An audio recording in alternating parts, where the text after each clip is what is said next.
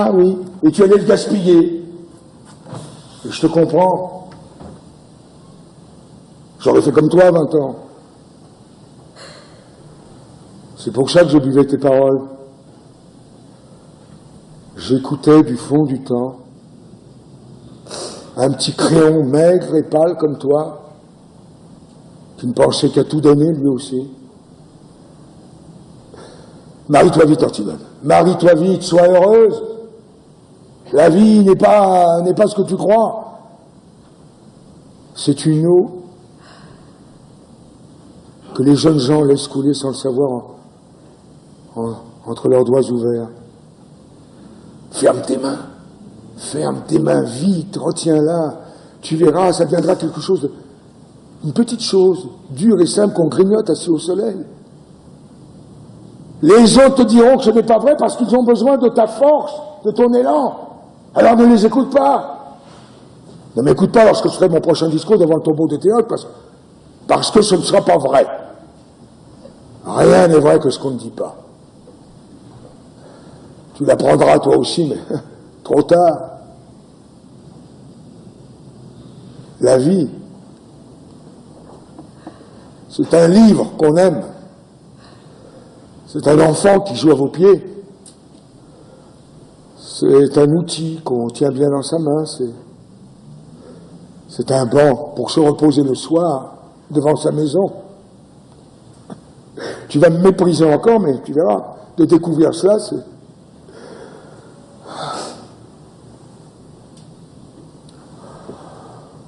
c'est la consolation dérisoire de vieillir. Parce que la vie, ce n'est peut-être tout de même que le bonheur.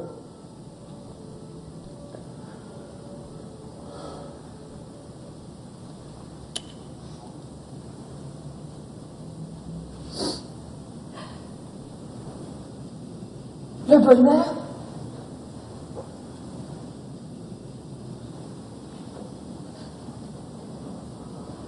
Un pauvre mot, hein. Et quel sera-t-il, mon bonheur?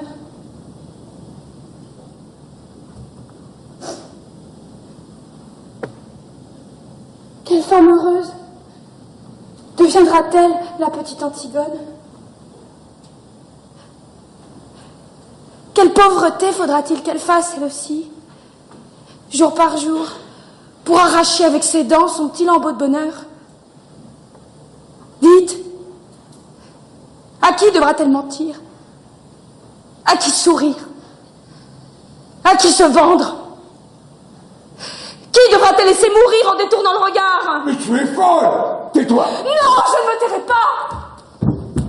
Je veux savoir comment je m'y prendrai moi aussi pour être heureuse.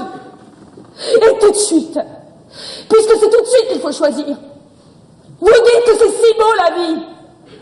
Je veux savoir comment je m'y prendrai pour vivre.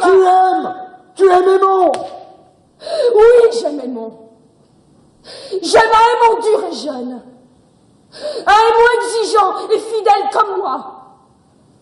Mais si votre vie, votre bonheur, doivent passer sur lui avec leur usure, si Aymon ne doit plus pâlir quand je pâlis, s'il ne doit plus me croire morte quand je suis en retard de 5 minutes,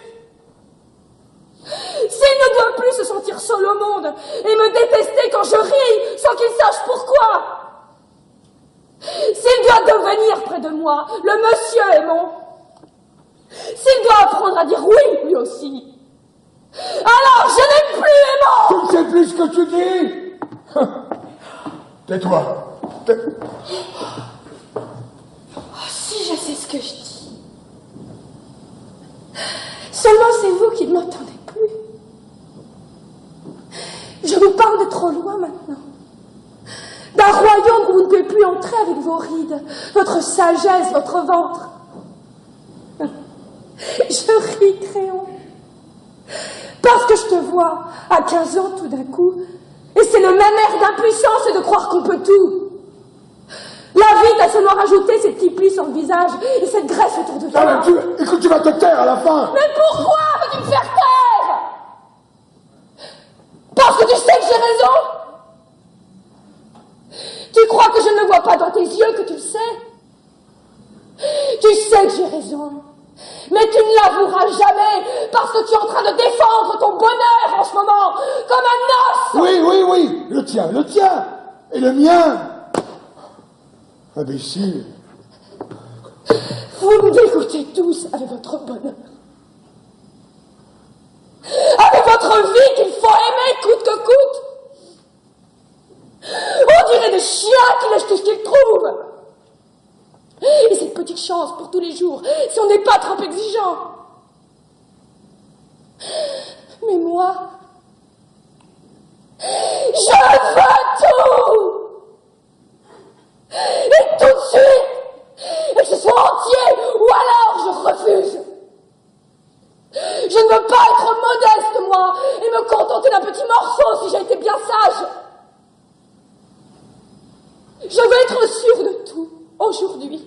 Et que ce soit aussi beau que quand j'étais petite, ou mourir. Voilà. Tu commences. Commence comme ton père. Comme mon père. Comme mon père, oui. Nous sommes de ceux qui posent des questions jusqu'au bout. Jusqu'à ce qu'il ne reste plus la plus petite chance d'espoir vivante. La plus petite chance d'espoir à étrangler. Nous sommes de ceux qui lui sautent dessus quand ils rencontrent votre espoir. Votre cher espoir. Votre seul espoir. Et toi? Mais si tu voyais ta tête en criant ces mots. Mais tu es laide. Et oui, je suis laide. C'est ignoble, n'est-ce pas? Ces cris, ces sursauts, ces queue de chiffonnier. Papa n'est devenu beau qu'après. Quand il a été bien sûr enfin qu'il avait tué son père, que c'était bien avec sa mère qu'il avait couché et que rien, plus rien ne pourrait le sauver. Alors il s'est calmé tout d'un coup. Il a eu comme un sourire et il est devenu beau, c'était fini. Il n'a plus qu'à fermer les yeux pour ne plus vous voir.